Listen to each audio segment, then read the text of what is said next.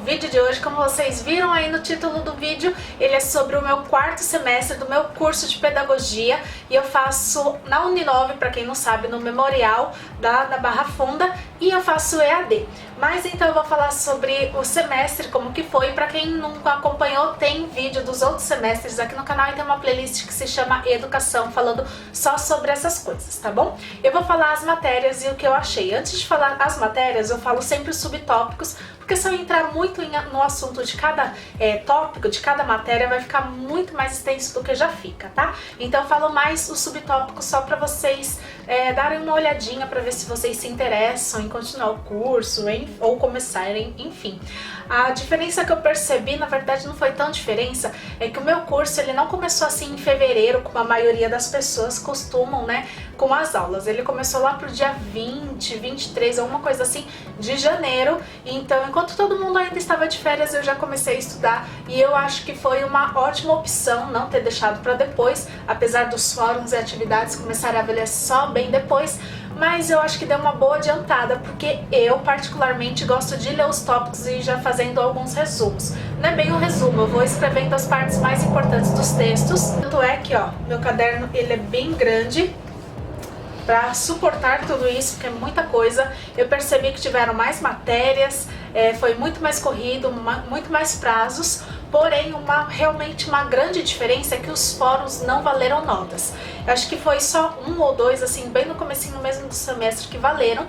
E no começo eu estava bem adiantada, né? Porque já que eu comecei a fazer os resumos, eu comecei a fazer bem mais cedo as atividades. E aí eu consegui fazer esses fóruns direitinho. Só que aí, conforme foram passando as matérias ou até atividades, alguns fóruns só valiam mesmo para participação. Então as notas, elas valiam mesmo só para as atividades. Ou seja, a gente meio que acaba desmotivando, porque se não vale nota, pra que a gente quer fazer, né? Assim, uma visão sendo bem sincera pra vocês. Então, a grande maioria fez só as atividades,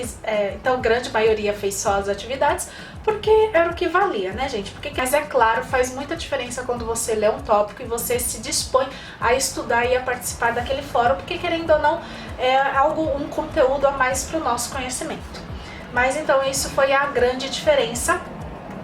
E também teve uma prova no final, que foi uma prova, quando você chega no curso, se eu não me engano, quando você faz 60% ou 80% do curso, eu acho que é. Quando você chega nessa porcentagem, quando você está quase se formando, por exemplo, eu me formo na metade já de 2020, então eles aplicam uma prova com todo o conteúdo do que a gente já teve. Então todos os semestres anteriores, tudo que a gente já estudou vai cair nessa prova. E isso foi avisado mais ou menos um mês ou um pouco menos de um mês para isso acontecer. Então todo mundo ficou desesperado, porque todo mundo tinha matéria, tinha atividade, tinha trabalhos, estágio obrigatório acontecendo. Então todo mundo meio que surtou, né? Eu estudei bem pouco, então o que eu fiz? Eu fui estudando pelas atividades, porque as atividades, tanto do final dos textos ou das atividades mesmo que valiam pontos, eu anoto numa folha separada, então eu fui estudando por isso. Então eu me desesperei e eu comecei a estudar desde o primeiro. Eu não consegui estudar até o final, então eu estudei acho que até o terceiro mais ou menos das atividades e tudo, só que no dia da prova foram poucas questões que foram anteriores, então meio que fiquei frustrada, porque eu me dediquei e caíram bem poucas coisas dos semestres anteriores. A maioria das questões foram do meu último semestre. E eu não tinha estudado, mas como era algo recente, que eu ainda estava cursando, eu consegui fazer. Mas eu confesso que eu fiquei com um pouquinho de medo, eu pensei que eu não fosse conseguir fazer, porque se você não consegue, você entra em DP, né? Eu tirei a nota 7,5, eu confesso que eu esperava até bem menos, mas aí eles arredondaram para 8, e teve gente que não conseguiu, tirou uma nota menor, e pra quem não sabe, a média é 6. Então já fica aí de início, já falo pra vocês que já comecem a se preparar, tá? Por garantia, porque eu não sei se é a mesma prova sempre do mesmo semestre. Mas essa, todo mundo ficou com medo, mas caiu mais coisas do último mesmo. O estágio obrigatório nesse quarto semestre, ele foi de séries iniciais, e para mim não foi nenhum problema, esse eu consegui fazer tranquilamente, porque era onde eu já faço estágio remunerado, que eu já falei aqui no canal, que eu consegui pelo CIE e eu faço na Prefeitura de São Paulo à tarde, então foi bem tranquilo. A única diferença mesmo é que eu tive que correr atrás das professoras, né, da diretora, para elas assinarem. A diretora, a gente também tem que reconhecer firma, para quem não sabe, a gente tem sim que reconhecer a firma da diretora no local onde ela tem a firma aberta. E aí, então, pra mim foi tranquilo, e também fui anotando mesmo só o que eu fui trabalhando no dia com as crianças, a rotina, as matérias, coisa que se você trabalha você não fica anotando, né? Então no estágio você tem que tomar atenção no que realmente a professora está explicando para as crianças e anotar a matéria, anotar o que foi ensinado, se foi prova, se foi teatro, a atividade externa, enfim, isso daí vocês vão anotando tranquilamente. Pra mim foi ok, mas pra quem não trabalha, não faz um estágio remunerado já na área, tem que correr atrás como qualquer estágio que seja obrigatório. Agora vamos às matérias, que esse vídeo já está longo. A primeira foi interdisciplinariedade e educação. Esse eu fechei com 9,5. E pra mim foi bem tranquilo, porque no começo, né, teve introdução ao conceito em construção, da disciplinariedade a interdisciplinares, na ciência e na educação. Como um jogo não se joga só, pluridisciplinaridade, multidisciplinariedade, interdisciplinariedade e transdisciplinariedade. Confesso que esse tópico foi bem chato. Interdisciplinariedade na sala de aula presencial, interdisciplinariedade e educação à distância, princípios para uma polidocência, interdisciplinariedade e escola de tempo integral, linguagens e além. Por uma pedagogia interdisciplinar em espaços não escolares, novos campos e novos desafios profissionais. Esse é ótimo para quem não quer atuar em sala de aula. Interdisciplinariedade e sua contribuição para avanços na educação especial e inclusiva. O pensamento por si só é interdisciplinar. Currículo numa perspectiva interdisciplinar, grade, matriz e desenho. Interdisciplinariedade para professores e gestores reflexivos pela necessidade de pensar a educação hoje, sua diversidade e amplitude na abordagem dos códigos e linguagens. A interdisciplinariedade significa a ausência de disciplina, onde chegamos. E foi isso, e eu quase ocupei mesmo uma matéria inteira de um caderno. A segunda matéria foi um pouquinho mais chata, porque foi antropologia e educação. Eu fechei com 8,88, mas depois eles arredondaram para 9. Antropologia, história e conceitos fundamentais, diversidade cultural e currículo, a antropologia da criança e da infância e os métodos antropológicos na educação.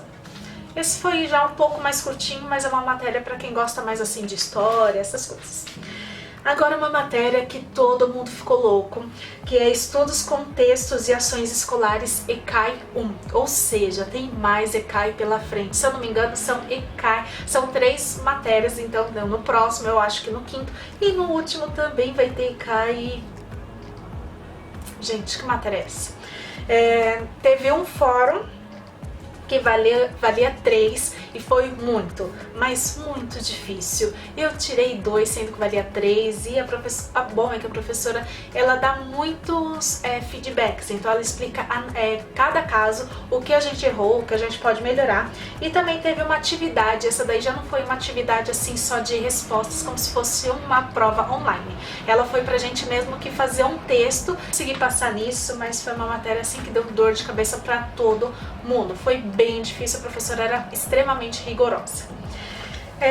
Agora, subtópicos. A proposta dos estudos e ações escolares na formação docente, a proposta pedagógica dos primeiros anos do ensino fundamental, o aluno nessa fase escolar, o professor polivalente, organização, objetivos e atendimento do ensino fundamental 1, diferentes espaços escolares, a proposta da alfabetização, enorme essa parte, interdisciplinariedade, postura docente, propostas na educação de jovens e adultos, e é isso. A próxima matéria é educação em espaços não escolares. Eu gostei bastante, aprendi muito e eu fechei com 10. Essa daí teve educação e direitos humanos, educação popular, educação comunitária, pedagogia social e educação social, educação em movimentos sociais, educação não formal, atuação do pedagogo nos espaços não escolares, organizações sociais, projetos educativos e inclusão social, papel e perfil do educador social. Teve bastante coisa, mas foi uma matéria bem leve que eu gostei de fazer, porque eu gosto de saber mais assim um papel do pedagogo por fora, né? Então não é só dentro de uma sala de aula, dá para atuar em várias coisas.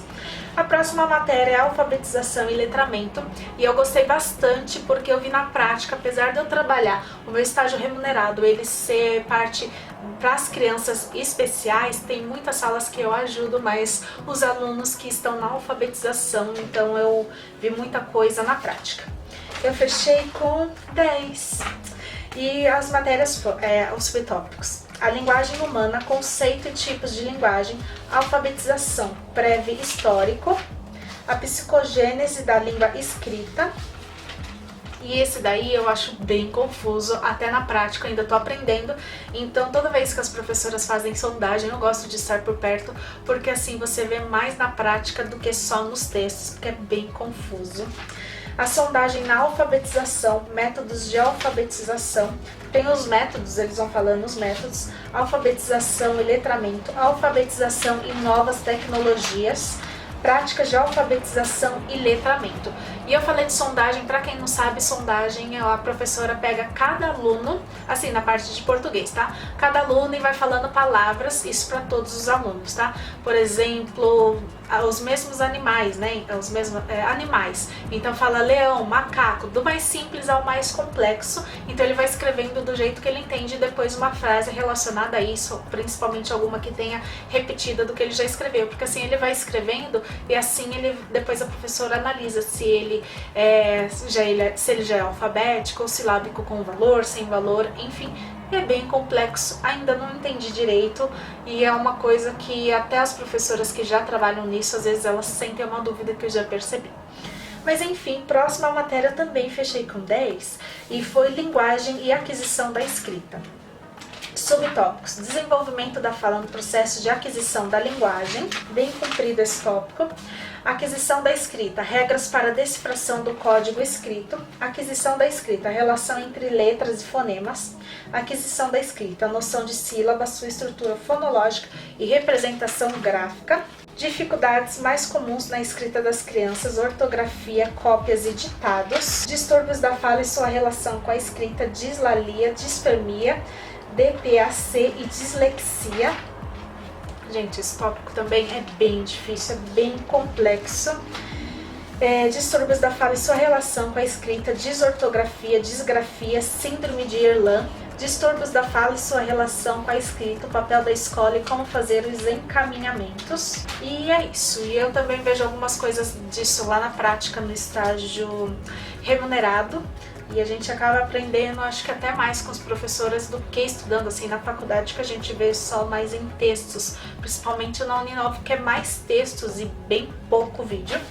Outra matéria, fechei com 9,5, foi a EJA, Educação de Jovens e Adultos, e os subtópicos: Educação de Jovens e Adultos, um direito ao cidadão, o que é EJA, histórico das CONFITEAs, Conferências Internacionais de Educação de Adultos, o histórico da EJA no Brasil, estudando os territórios da EJA, a EJA no território quilombola, EJA prisional, a EJA no campo, a inclusão da EJA, os alunos da EJA, o jovem, o adulto e o idoso, a cultura popular na sala de aula da EJA, a aprendizagem de alunos adultos, educação não formal, a EJA e o mercado de trabalho, a formação do educador na EJA, aspectos legais da EJA, as práticas educativas na EJA, a evasão escolar na EJA, a EJA e o analfabetismo, a autoestima na EJA. E é isso, e tiveram muitos subtópicos, mas foi bem leve, algo assim que a gente meio que leva no óbvio, sabe? A gente tem que também desenvolver um lado mais pensativo assim sobre isso. Outra matéria foi educação especial, e eu esqueci de anotar quanto que eu fechei, mas eu passei. Subtópicos: introdução à educação especial. Essa matéria eu vi muito na prática, então para mim foi meio que tudo ok, porque eu já trabalho com educação especial. Educação especial no Brasil, pressupostos da educação especial na rede regular de ensino, as especificidades da pessoa com deficiência, deficiência auditiva, deficiência intelectual, deficiência física, deficiência múltipla, surdo-cegueira, transtornos globais do desenvolvimento, altas habilidades ou superdotação, o professor e sua contribuição para o acesso e a permanência dos alunos, inclusão social e atendimento pedagógico especializado, a participação da família para o êxito do processo educativo na educação especial, convivência na educação especial. Essa daqui também foi uma matéria que eu gostei muito e assim, a gente tem que abrir a cabeça porque a educação especial é uma coisa que vai ser cada vez mais recorrente e os professores não estão prontos para isso. Então a gente é o futuro, os futuros pedagogos, né? os futuros educadores, e a gente tem que estar com a mente aberta que cada vez vai ser mais recorrente, porque os professores de agora, o que eu vejo, eles estão falando que eles não estão preparados e eu acho que ninguém nunca está 100% preparado, sabe? Então pelo menos a gente tem que desenvolver lá dentro de nós mesmos que a gente vai receber algum aluno alguma vez na vida, algum ano que vai ter alguma deficiência. E essa foi a última do semestre. E outra matéria que foi obrigatória, porém eu não escrevi porque eu já tinha feito. Ela é como se fosse uma atividade complementar, então ela acaba valendo, só que isso eu fiz no primeiro semestre. Então já estava bem feito, a única coisa que eu fiz foi só salvar o certificado e anexar e enviar para o professor, então eu já tinha feito, já estava até com o certificado pronto, ó, desde o primeiro semestre. Que é o Projeto Integração Curricular Português Bem Empregado. É um cursinho bem rápido, gente, de dicas de português pra gente melhorar mesmo, que então não tem nenhum problema, vocês fazem ali online. É um curso bem rápido, pegou o certificado, deu ok, envia pro professor e espera o ok dele, que não tem nenhum problema, tá? Acho que foi a matéria mais fácil, porque eu já tinha feito. Então é isso, meus amores, o vídeo ficou longo com certeza, mas eu acho que eu falei tudo que eu tinha pra falar. Se restou alguma dúvida, comenta aqui embaixo que eu vou tentar responder. Clica no joinha pra eu saber que vocês gostam desse tipo de vídeo. Já se inscreve, por favor, que me ajuda demais, e me segue lá no Instagram que tem fotos novas todos os dias, tá? Aí muita gente comenta que quer vídeo sobre os estágios, tanto o obrigatório quanto o remunerado. Eu quero fazer sim, mas quando terminar a faculdade, quando terminar o meu estágio obrigatório, o meu estágio remunerado, porque assim eu tenho uma visão ampla e posso falar no geral se vale a pena ou não. Em 2020 eu prometo que eu faço e espero que vocês aguardem e continuem me acompanhando, tá bom? Então é isso, meus amores, um grande beijo pra vocês. Tchau!